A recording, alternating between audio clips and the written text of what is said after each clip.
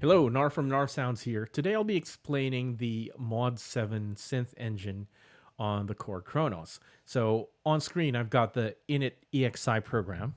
It's just an AL1 EXI, and I'm going to change that to a MOD7 by pressing Common and just choosing the EXI1 instrument type and choosing this MOD7 wave shaping VPM synthesizer. I know it's the MOD7 because it says MOD7 right there. Also, it has this very familiar look where you have your circles. There's red circles and blue circles. And if I select this area on my screen, it takes me to the patch panel. Now, what are we actually looking at? So the patch panel is made up of these 6 oscillators. 1, 2, 3, 4, 5, 6. And each of them have inputs and outputs. Now, you see red circles. Red circles represent inputs, and blue circles represent outputs. So aside from these 6 oscillators, and by the way, on a DX7, which is what the MOD7 is an evolution of, this is called, these are called operators. On the Kronos, it's called the VPM oscillators. Okay, so same thing. Operators, oscillators, they mean the same thing. They produce the waves. So these are the oscillators. We have 6 of them. And we also have other sound sources as well. We can have samples as a sound source. So right here we have the PCM oscillator. So we have access to the sample library of the Kronos, including your own samples as well. You know, if you want to put in your own samples to create sounds, you can use them here. There's a noise generator. So the noise generator, if you want to create wind effects or snare drums or breath effects, you can use the noise generator. And you also have an audio in. So the audio in, you can plug in an instrument to the Kronos and route that through your signal path and have a bit of fun with that. And you have 3 submixers and filters right here, filters A and filter B.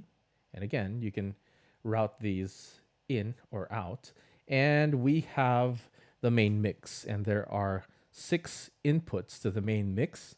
And by default, it's set to 50. Now, if you've got a Korg Nautilus, these are all set to 100.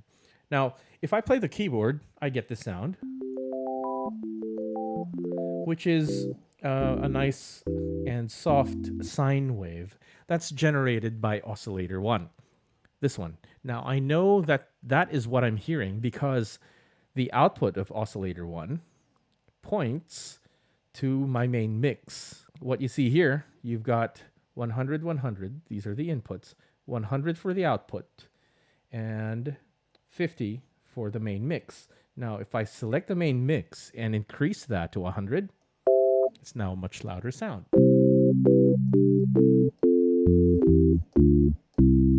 And of course, if I turn down the output of that, it becomes softer. Now, when I select oscillator 1, look what happens to this section of the screen. When I have oscillator 1, it gives me oscillator 1 information. So oscillator 1 mode is sine, so I'm hearing a sine wave, just a very basic sound. It's on. See this tick box? It's marked red, and it's on. And the level, whatever value is here, is the same as what reflects here. So if I go to my control surface, I'm going to choose tone adjust, right? Tone adjust. And now these have lit up. 1, 2, 3, 4, 5, 6. These, this top row of buttons represent our VPM oscillators 1 to 6. That's why there's 6 of them. If I turn this off, switch 1, you can see that that switches off as well, right? And whatever volume I select for this one, whatever position of the slider is, affects this value, which reflects here and here. So if I have that selected, that's the info that I get. Now, there's also a jump button. When I press the jump button, it takes me to the relevant page of what I have selected. So I have oscillator 1 selected. If I press jump, it takes me to the oscillator tab, and the relevant oscillator page. And you notice that I used my sliders and buttons to control those parameters. Now, if you see a parameter that's red, so here you see ratio is a red 1, output level is a red 80. If I use the slider, it goes to 100. And the on button is red. That means that those are linked to a controller. So my ratio, this ratio, and this is the pitch ratio, playing a C. And I play around with this ratio value where I can use this knob. Right? You can hear the pitch change. I can also select that and use my up-down buttons or my value slider or my value dial, right? But it's marked red, and this is the main controller for this one. And it's set to 1 by default. So sine wave is what I'm hearing right now. And ratio is set to 1. On and output level are all controlled by this strip and this switch. Now there's a switch underneath the first row, and this is the on and off switch for the sample layer, and we'll deal with that a bit later on. If I go out to the patch panel, and here I can see that oscillator 1, I could hear that because there's a line that points to my main mix, which is originally set to 50. If I do this and press the output and drag that to the input, I have a patch cable. And that's the same as this line that's already pre-drawn there. And since this is a blank patch, it only has that one line. Okay, that's the default. And that's the same. Okay, that line that's drawn there is the same as this patch. And what I'm going to do is I will create a patch going from the output of the oscillators into the main mix. So oscillator 2 goes to main mix 2, 3 to 3, 4 to 4, 5 to 5, and 6 to 6. Now, originally we heard a sine wave when we played this. Now, all of these oscillators currently have a sine wave, and what's going to happen is if I play the keyboard, whatever volume I had here will be multiplied by 6. So this one is going to be literally 6 times louder than the first sound that we heard. Okay? And it's the same sound, it's just louder because we just stacked sine waves, and the amplitude just increased by a factor of 6 because there are 6 of them. Now, here's an interesting thing to do. We have 6 parallel connections, right? Literally parallel. We go to the oscillator tab, and we visit each of these oscillators 1 to 6. We're going to make a minor change for each of one. On oscillator 1, we're going to keep the ratio, the pitch ratio at 1. Oscillator 2, we'll make that 2. Oscillator 3, we're going to make that 3. Oscillator 4, make that 4. And again, I can go to the patch panel and select oscillator 5, for instance, and just jump. And it takes me to the relevant page. Okay, so I'm going to, ratio will be 5. And on 6, ratio is going to be 6. Now, if you have a Nautilus, you're going to have to dial that in because you don't have a touchpad. Or you can click that twice and a number pad will appear. But the Kronos has a physical number pad. So there you go. I've entered that. And when I exit, these now have distinct values. And if I play the keyboard,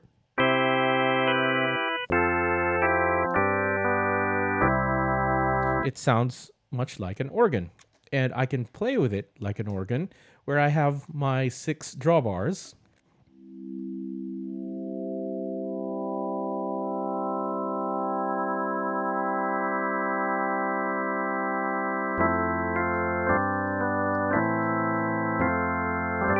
And that's pretty much the principle of a drawbar organ. And we can make this more like an organ by adding a rotary effect. So let's go to IFX.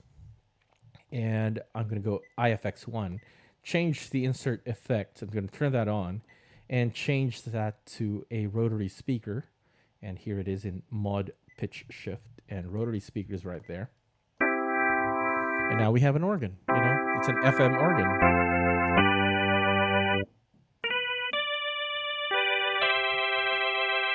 I can play around with these as well. I can play around with the actual drawbars.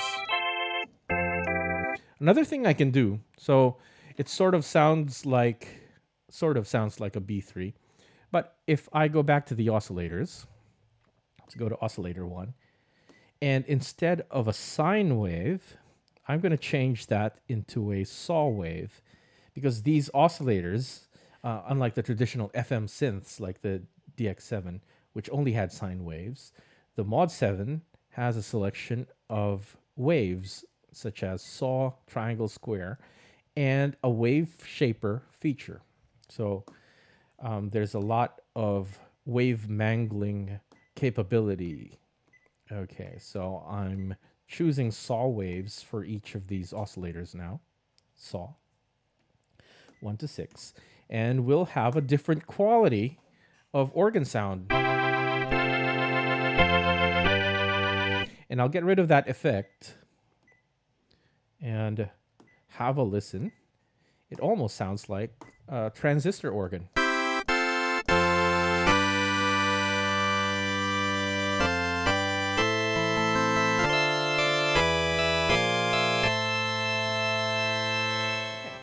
And I did that by just changing the wave. That's a parallel connection.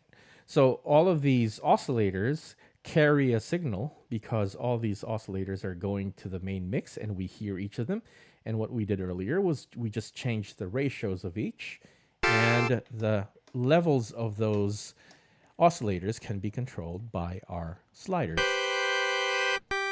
Now we'll explore the relationship between the levels and the ratios of each of these oscillators when one oscillator is linked to another oscillator. Okay, so I'm going to do that. I'm going to start from scratch, and here we are again. And this time, the output of oscillator 1 will go to the input of oscillator 2. So output goes to the input, right? And if I play it, I still hear the same thing as earlier because I haven't set the output of oscillator 2 to the main mix. So what we're hearing now is the output of oscillator 1 going to the main mix. Now, if I do this and select the output of oscillator 2 and select that same input for the main mix, this now supersedes that one, and we won't. So this essentially renders this silent. This no longer applies, this line, and that's taken over. And what's happening here? What we're hearing is the result of connecting 1 to 2. 1 is affecting 2. In other words, 1 is modulating 2. 1 is the modulator. That's what's affecting the sound. And 2 is the carrier. 2 is what we're actually hearing, the result of 1 and 2. Now, if I play around with the output level of 1, and I'll set this control assign back to tone adjust. If I play around with the level of 1, you can see that that changes, right? And if I put that to 0, I'll hear just the second oscillator. And if I gradually increase the level of 1, it changes the sound, makes it brighter, and introduces a different quality to it. So I'll increase the volume in the main mix. That's just 2, right? That's just oscillator 2, with 1 being 0. And I'll gradually increase that. You no longer hear that sine wave, but this harmonically richer sound. And actually, since both of these, oscillator 1 and oscillator 2, let's go to the main tabs. Oscillator 1 ratio is set to 1. Oscillator 2 ratio is also set to 1. The only difference is the modulator or oscillator one, the level of that is changing. You get this quality. So this one sort of sounds like a fretless bass. If I do this.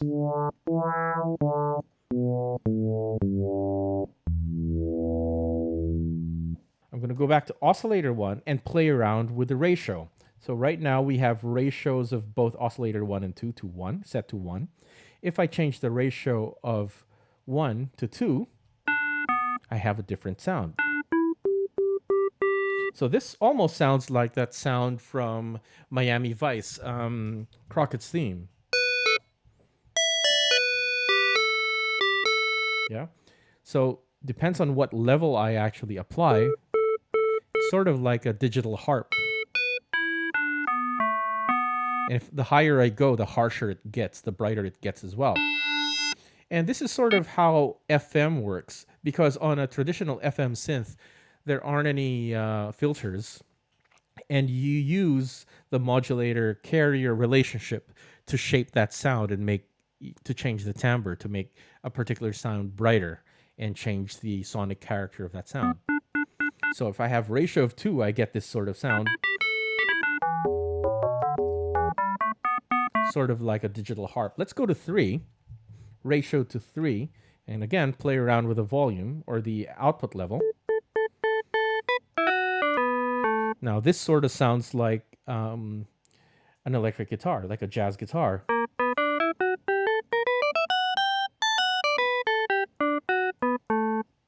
Right? And that also applies if I go ratio 5.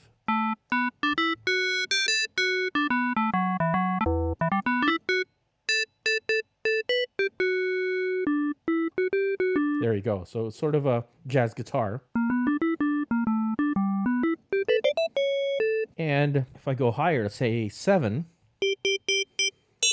it almost sounds like a bell.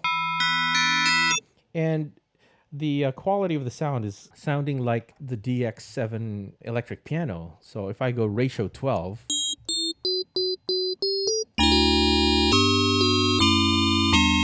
that's the sound. And the ratio of the modulator or oscillator 1 affecting oscillator 2 with a reasonable level. Now that we've created this sort of digital piano sound, we're going to play around with the envelope generator. And I'm going to go to EG select. So each of these oscillators have an envelope. So oscillator 1, EG select, is envelope 1. Oscillator 2 is envelope generator 2. Envelope generator 3 for oscillator 3. So it's really easy to take note of them. And what I'm going to do now is go to the sound that we're hearing at the moment, which is oscillator 2. And I'm going to change the shape of that. I'm going to go to the envelope generator tab, and I have envelope generator 2 right here. And what I'm going to do, I'm just going to create the shape. Now, I'm not going to pay attention to the values. I'm just going to create a shape. And I want this to be sort of a percussive instrument. So I'm going to create that shape where the decay value is low and there's no sustain value.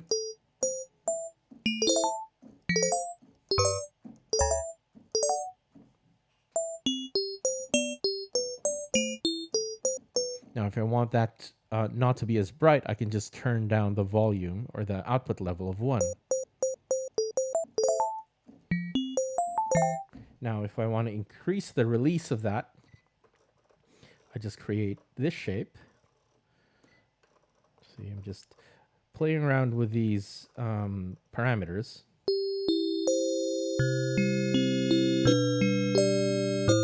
And I've created that digital piano sound. Okay, so now I have an electric piano sound created by oscillator 1 and oscillator 2, right? That's what we're hearing. And what I'm going to do next is create a string sound using oscillator 3 and oscillator 4. So what I'm going to do, I've got all 6 oscillators on at the moment. And right now I can only hear 1 and 2 because only 2 is actually routed to an output. I'm going to turn this off, and now keyboard is quiet. And I'm going to do the same thing with 3 and 4. Output of 3 goes to input of 4. No sound yet because I haven't routed the output of 4 to the main mix. So I'm going to send that to the main mix right there. And now I can hear it. The same harsh sound that I had earlier. I'm going to increase the main mix to 100 so I can hear it better.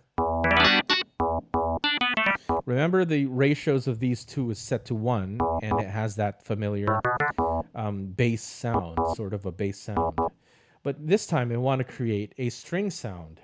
Now, instead of playing around with the ratio of 1 to affect 2, I'm going to change a different parameter. So I'm going to go to oscillator 3. I've selected oscillator 3, and I'm going to jump to oscillator 3 right there. And instead of changing the ratio, I'm going to change the feedback level. So there's a feedback parameter. And right now, I just have that. I might turn down the output level of 3 and increase the feedback level until I hear that. So I'm trying to create sort of a string sound or a pad sound. And that's sort of the quality that I want, sort of a buzzy string/pad sound. And I'm going to go to the envelopes of both of these. So 3 and 4, we know that the envelopes would be envelope generator 3 and 4. What makes it sound like a string sound is the volume increases gradually. And right now, the volume is pretty sudden. So what I'm going to do is going to go to EG, EG3, and EG4 is what I want to change. I'm going to change the attack value to create the shape. And I want that sort of level to just remain up there. So I'm going to increase these and increase the release times of both EG3 and EG4.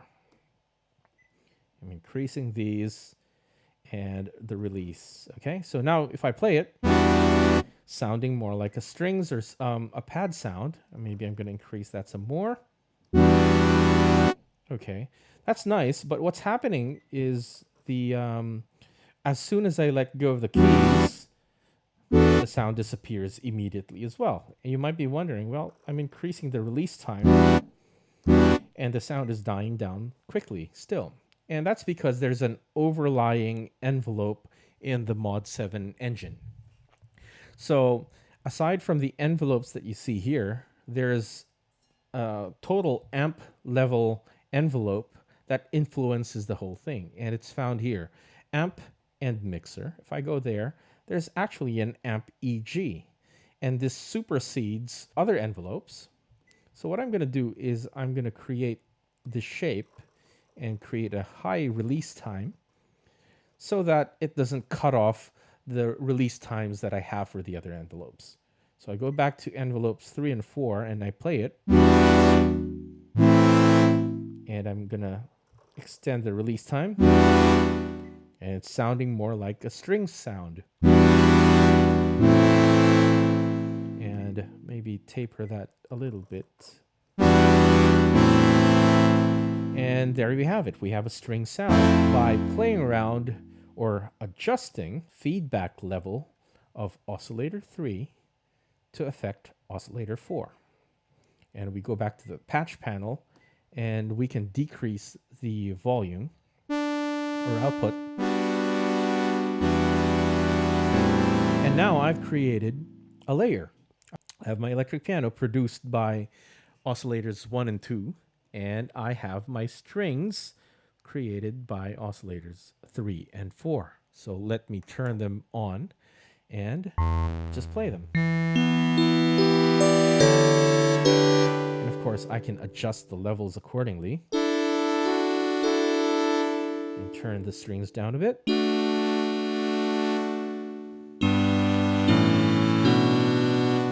And And it sounds a bit dry because there aren't any effects yet. So I'm going to go out into the program, and I have my IFX here.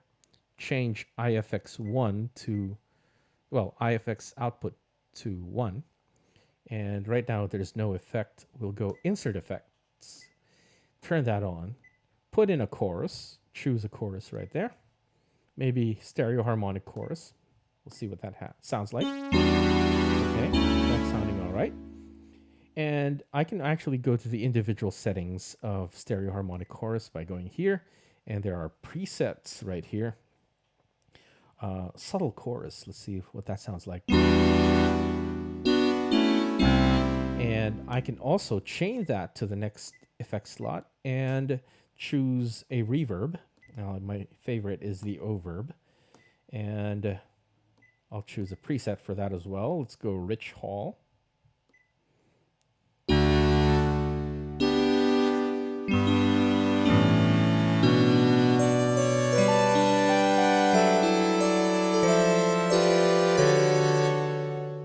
Okay, so that's sounding all right. Or I might even add some delay. So chain that again and add some BPM delay. And this is what we hear.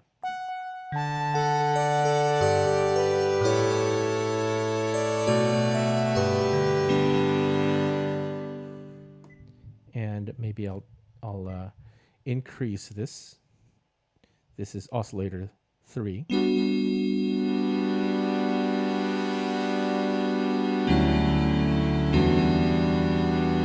So that's nice. I can even pan the respective levels of oscillator 1 and oscillator 2 by going to the main mix. So I've got the main mix selected right there, and I can jump to that relevant page and play around with the panning. See, so the electric piano, I might want to pan more to the right, so let's change that. Oscillator 2, maybe pan more to the left.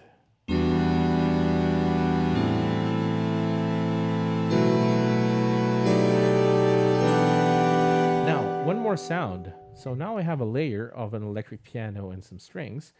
I'm going to use the pair of 5 and 6 and create a bass sound. And what I'm actually going to do is split that across this keyboard. So I only have one engine. I've got the MOD7 engine, and yet I'm able to layer and split a few different sounds. Well, first I'm going to create a bass sound. So what I'm going to do is I'm going to mute oscillators 1 to 4 and leave 5 and 6. And I'm going to set the output of 5 into 6 and 6 into one of our main mix inputs, right? And I'll turn down the level of oscillator 5, which is now the modulator, until I have a sort of bass sound. I'll increase this one so I can hear it better. So it's sort of a fretless bass, right? If I do this. Now, I don't want to be doing this all the time. So what I'm going to do is I'm going to create an envelope which replicates that motion. Okay, so I'm going to go to envelope generator of 5, EG5, and I'm going to create this shape. And that sort of replicates that action. See? This is what it sounds like without it. You can see the drawing right there. You can see the graphic. And instead of doing, doing that, I just create that shape. Now, I said I wanted to make this into a bass, but this sort of sounds too high for a bass sound. So what I'm going to do is go back to the patch panel, select oscillator 5 right there, and jump. And right now ratio is at 1. Now, what do we do if we want to play an octave lower than that? So if I want this to be half the frequency, I'm going to change the fine tuning to negative 0.5. It's minus 0.5 for 5. And on oscillator 6, I'm going to change that to minus 0.5 as well. Now, if I want half of that, I go minus 0.25, which is already too low. So we'll just go minus 0.5, which sounds like a nice sort of fretless bass. And now if I turn on all of my oscillators, and let me just adjust levels as well so nothing's too overwhelming. I have this layer of all of the sounds. But remember, I said I wanted to have a bit of a split, not a layer. So what to do? Well, we're going to define the ranges of each of these sounds by selecting the carrier. So we have carriers number 2, oscillator 2, that's our electric piano. And number 4, that's our string sound. And number 6, which is our bass sound. We're going to go to oscillator 2, do a jump, and it takes me to this page. Now, whenever I'm at this page, have a look at this section, right? If I choose a different section on the screen, that part changes. Yeah, this one changes and that changes. And if I go to this part, keyboard track, I have this graphic. Right now it's just a rectangle with a representation of a keyboard underneath. Now, this is VPM 2, oscillator 2, and that's the electric piano sound. And I want the electric piano to be playable up here. So I'm going to choose the lowest note that I want for my electric piano, and it's going to be the F. I'm going to go to center, press enter, and play the F, right? F3. And have a look at low center right there and wind down the value so that it looks like this, right?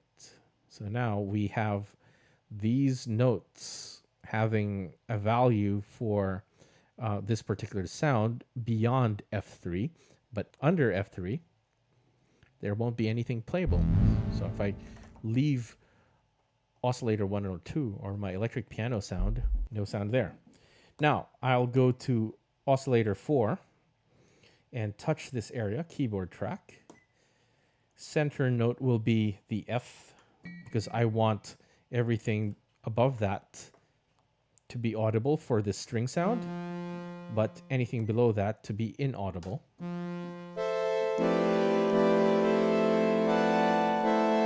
And then for the bass sound, oscillator 6, I'll do the opposite thing. The top note will be the E, and I'll go to center high and turn that down, all the way down, and my bass will only exist in this part of the keyboard. And now I have a layer split sound based on a single MOD7 module.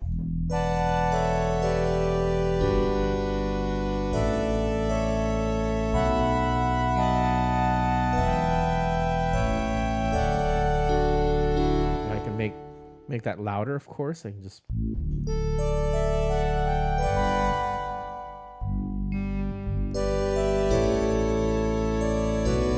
Now, let's make this more interesting by introducing another element. We've run out of VPM oscillators, but we haven't run out of sound sources. We actually still have a PCM output. We still can introduce a sample to all these sounds. So what I'm going to do, I'm going to select this and just drag that to main right there. And if I go to, and I'll just turn off all these 6 oscillators, okay, and I leave this on. This is actually the on switch for the sample layer. And I select the sample layer, and if I jump, it takes me to the PCM oscillator page. And these are the different velocity layers for the samples that you can assign. You can assign 4 layers. But in this case, I'm just going to use 1 layer. and that's the one. And I'm going to choose acquire sound. So here we have access to all of the samples available on your Kronos, including your own, including samples that you've brought in or created. Okay, so in this case, I'm just going to use acquire, just a normal choir sound right there. And I'm going to go to PCM mod. So what's going on? It's a bit soft, and the reason behind that is this is set to 100, but this one is only set to 50. So I'm going to crank that up. It's a nice choir, but there's no character to it. And what I'm going to do is go back to oscillator, or jump, go there and press jump. And go to PCM mod, which modulates that PCM sample. And let's have a look. Output level is at 100.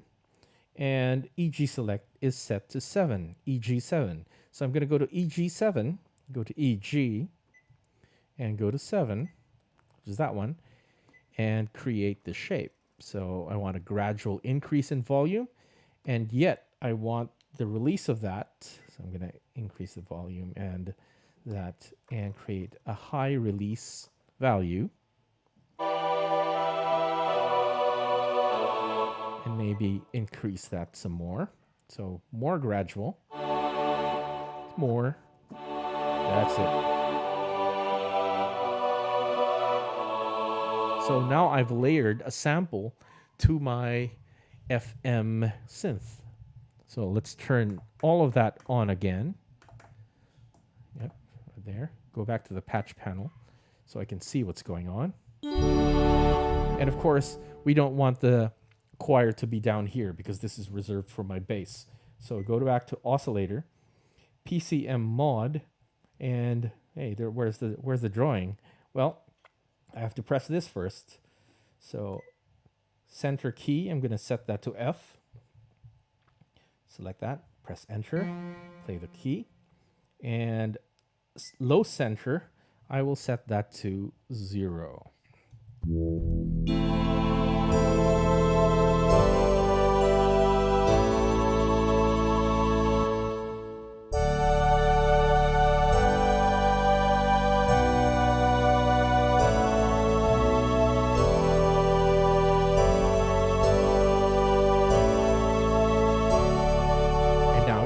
This complex layer and split using just one MOD7 engine. And let's go one more before we end this. I'm going to go to the noise generator and select that and drag it all the way to the output, and I'll have this noise. And we don't necessarily want it to sound like that. So what I'm going to do is I'm going to route that through an LFO, so to have a rhythmic thing going on with that. So noise, select noise. I'm going to jump to that relevant page. It takes me to the oscillator main, and here's the noise generator right there. Saturation, filter frequency, and level. Right? And right now there's no EG select. Whenever I select this, remember, if we select anything on this page, this portion of the screen changes. And this becomes my noise generator level modulation. So what I can do, if I want to add a rhythmic modulation to this, I can choose an AMS that'll create that rhythm. So AMS, let me set that to the step sequencer. And create intensity maybe 50. Yeah, 50 there. And it's still going to be flat because we haven't done anything with the actual step sequencer. And I'm actually going to go to the step sequencer tab and change that. And here's the step sequencer. Where is it? Step sequencer's right there. And we have this. And I'm just going to play around with the values here. Up, down, up, down, down, up. And what I'm doing is I'm just touching and dragging these values. And there you go. And let's set the step sequencer to start from step 1 and end in step 8. And let's see what happens now. Okay, let's make this more extreme. I don't really hear any changes, or that rhythmic pattern that I was hoping for isn't quite happening. So let's go do that and go back to the relevant oscillator, the main, and increase the intensity to 100. Okay, and maybe speed up that that sequence, because they're all quarter notes at the moment. So I'm gonna have that. So duration is gonna go 1/2. So I'm gonna press that. They're all 1/8 notes at the moment, and if I press that again, they become 16th notes. If I press it again, they become 32nd notes. Okay, so that gives you an idea what you can do with that. And maybe let's just make that 16th notes. And turn everything on again.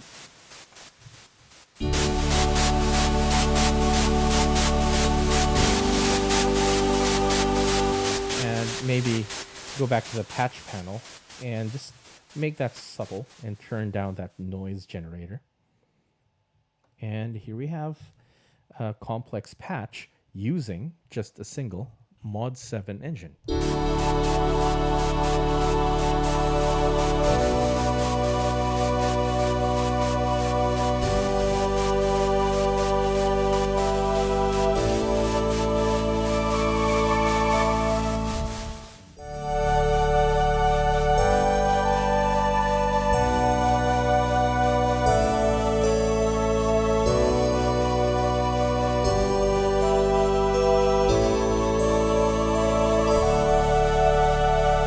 So there you go. Those are just basics of what you can do with a MOD7. Essentially, just the relationships between a modulator and a carrier, using that by linking that, and playing around with the levels of the modulator and the ratios of each of these. Just go ahead and play around with those parameters, and you'll discover a lot of things, and it's a lot of fun. So that was demystifying the MOD7 engine. And if you're interested in having one-on-one lessons, you can go to narfsounds.com/lessons and book a lesson there if you want. So thanks for watching, and bye.